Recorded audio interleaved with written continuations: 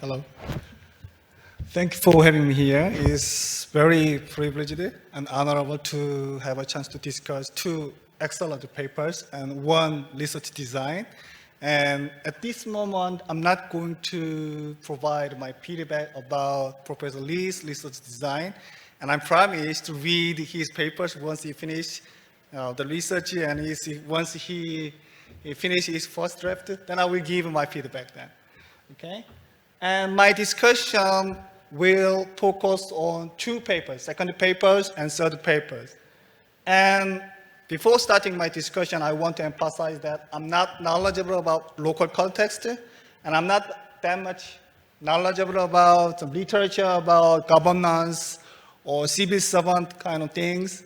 So my discussion will be methodological. I hope my methodological comment will be beneficial for the readers to draft, to revise or improve the manuscript and papers. Okay, yeah, and I don't want, given my limited time over my discussion, I don't want to waste my time to explain why these two papers are excellent and why I recommend to everybody to read these papers. And I believe that these two papers will be placed at one of the reading journals at some point. And so that's it. And now I'm going to give my critical comment on these two papers.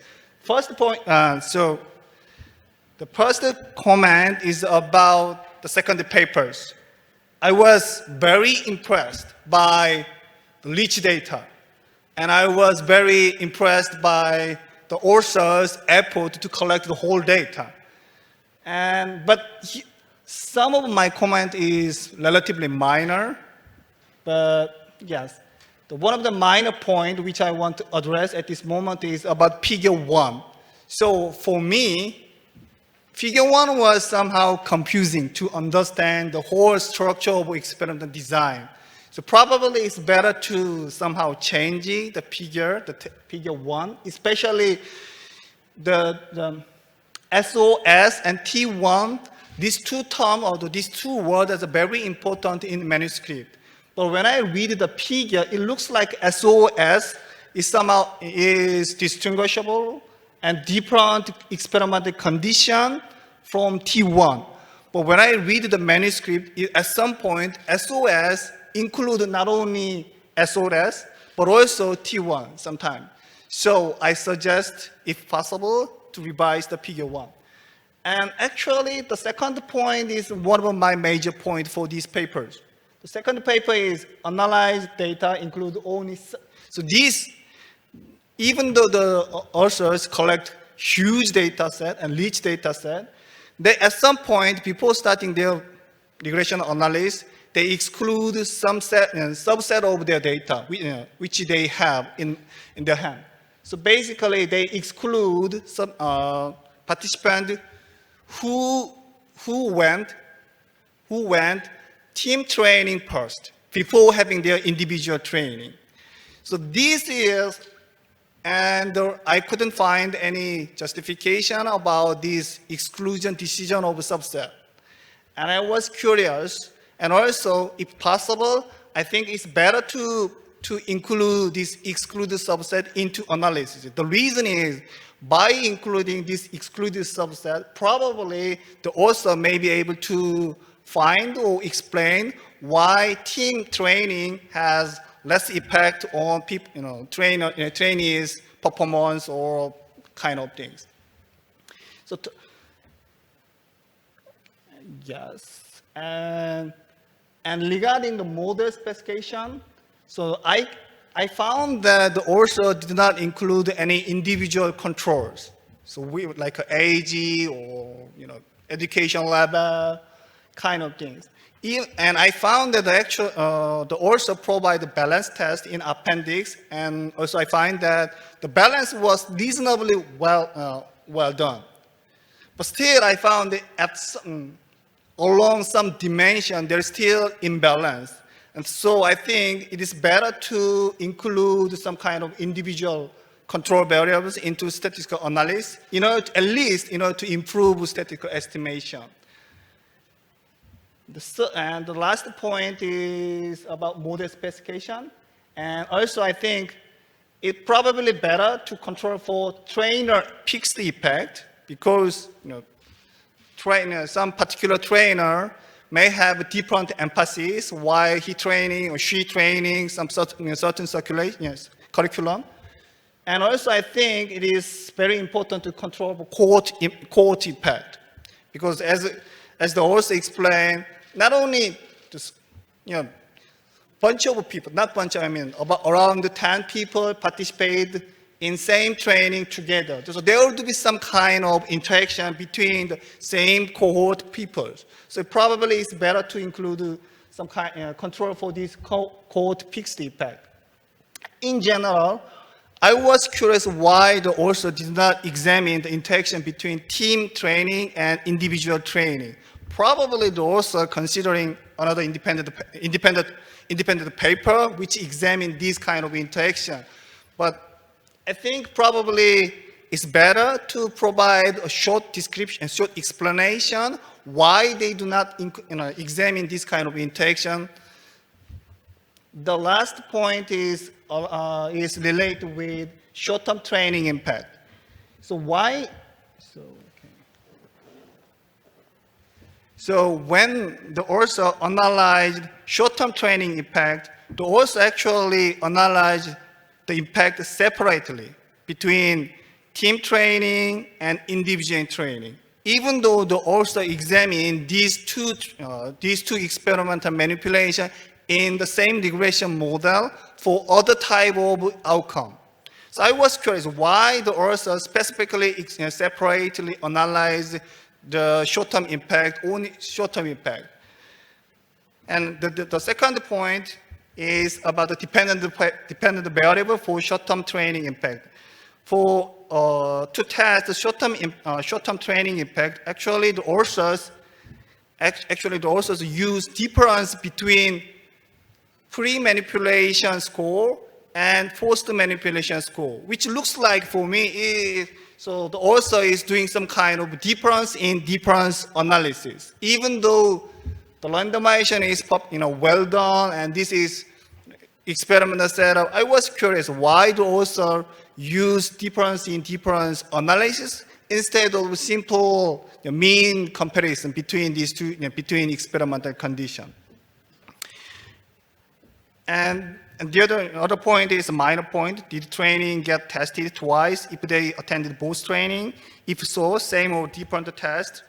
And for me, equation 2 looks like somehow incorrect. So probably they also have probably need to check again. Okay.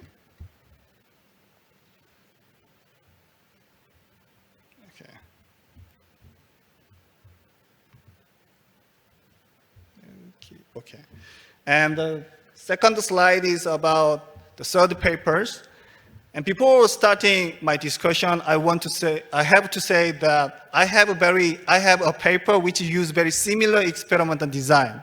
So probably you remember about 2 years ago there was a summit between Donald Trump and Chang, and I tested whether or not that summit has positive or negative impact on South Korean people's attitude toward North Korean refugees.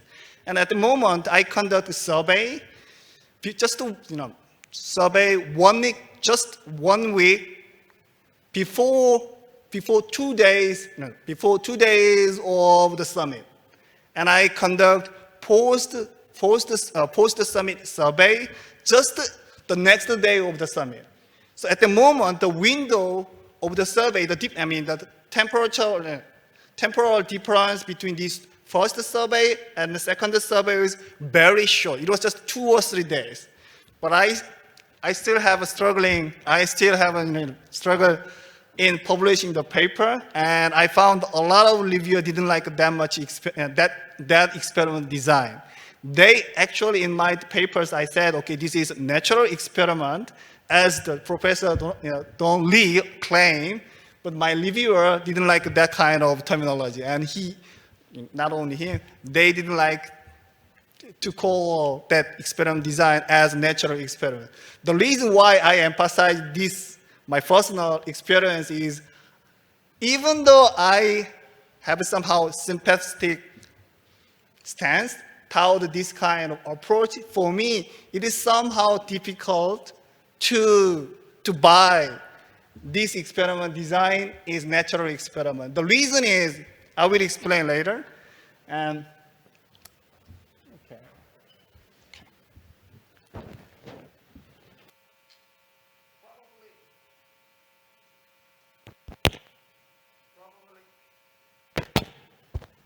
Hello? Okay, it's done. Okay. I'm going to give my thought about the third point. So probably it's not important whether or not and how we call this experiment design. But for me, regardless of how we call this, this design, probably it's better to provide some additional analysis to make readers to be convincing of the result of interpretation which the author is providing. The first point is, as we are, okay, can I use the pointer? No, it's, okay. Do you have? Pointer.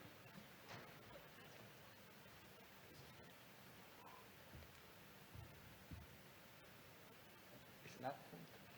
Okay.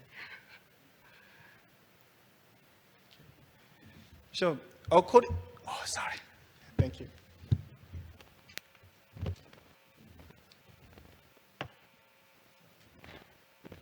Key part of my comment is related with this experiment design. According to the authors, they collect the survey data from this and this and this. As you can see, the time spent from November 2016 to March 2019, which is more than 2 years.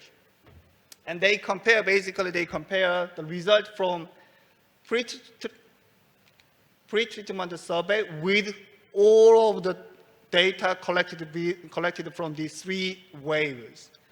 For me, the time gap between this pre-treatment survey and wave 1 is already somehow wide. It's very long. And even if we additionally include wave 2 and wave 3, then there is a lot of chance, the greater chance that other factors intervene the expected effect of treatment here.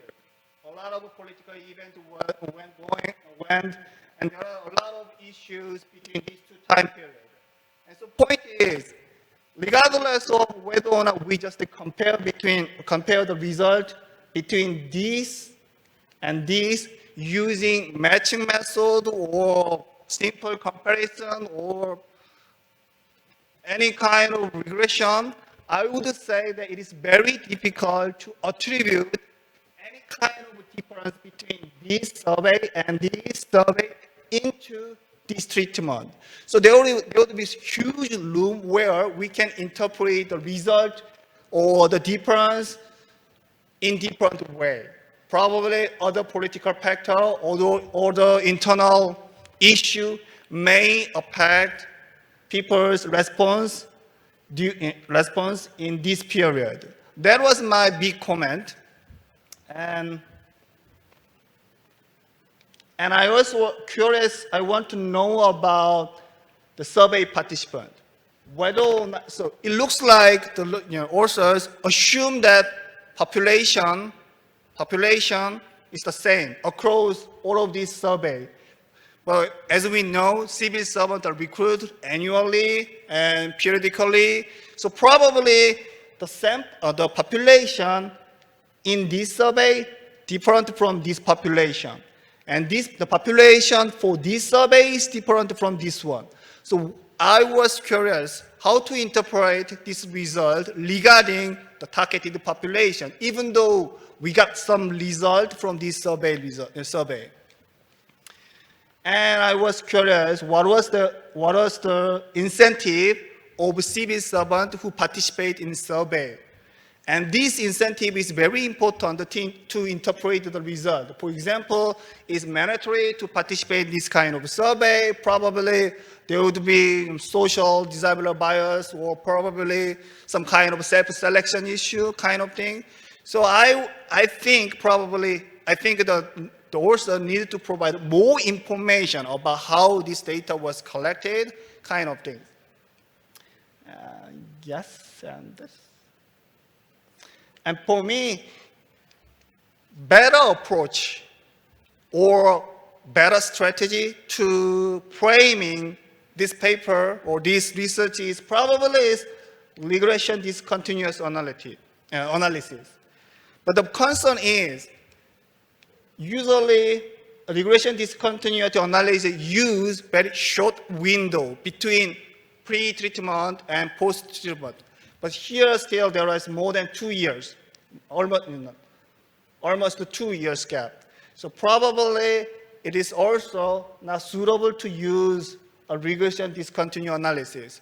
In general, my suggestion is probably the author may be better to frame the research in somehow different way. Yes, this is basic point, and the reason why I put this figure here is, for me, this figure was very interesting because according to the theory which is provided in the manuscript, the result from pre-manipulation should be converged because the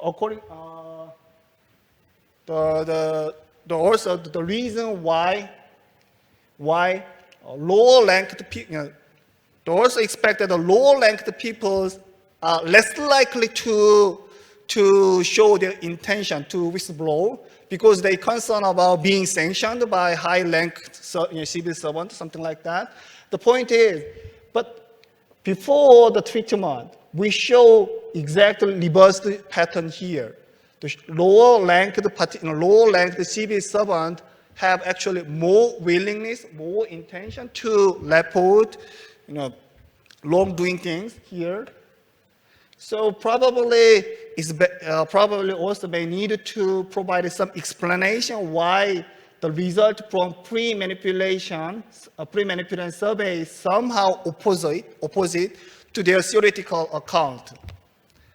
And just one minor point is regarding the age gap, which is also used for analyzing the effect of age on dependent variable. For me, it was somehow arbitrary because the author separate between 19 to 36 and between 37 to 45 and more than 46 years old, something like that. I was curious what kind of criteria or why the author separated that way. Otherwise, the whole result or whole statistical analysis would be driven by somehow arbitrary choice of age gap, something.